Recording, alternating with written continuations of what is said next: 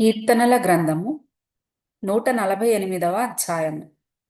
యెహోవాను స్తుతించుడి. ఆకాశవాసులారా, యెహోవాను స్తుతించుడి. ఉన్నత స్థలముల నివాసులారా, ఆయనను స్తుతించుడి. ఆయన దూతలారా, మీరందరూ ఆయనను స్తుతించుడి. ఆయన సైన్యములారా, మీరందరూ ఆయనను స్తుతించుడి.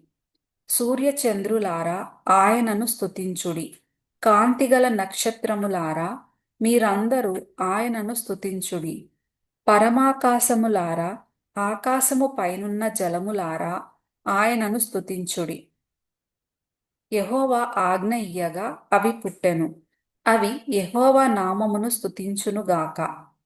ఆయన వాటిని నిత్య స్థాయువులుగా స్థిరపరచి ఉన్నాడు.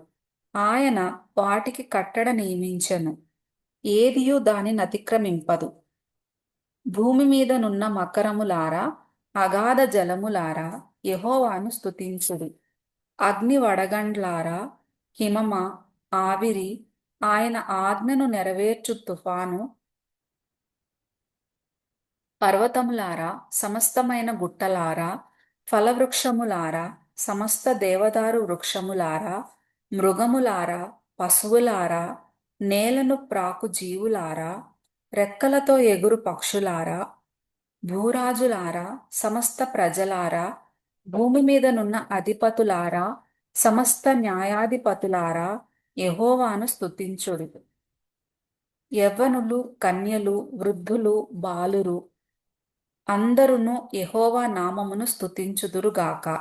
ఆయన నామము మహోన్నతమైన నామము. ఆయన ప్రభావము భూమి ఆకాశములకు పైగానున్నది. ఆయన తన ప్రజలకు ఒక శృంగమును హెచ్చించి ఉన్నాడు. అది ఆయన భక్తులకందరికిని, ఆయన చెంతజేరిన జనులగు ఇశ్రాయేలీయులకును ప్రఖ్యాతికరముగానున్నది. యెహోవాను స్తుతించుడి.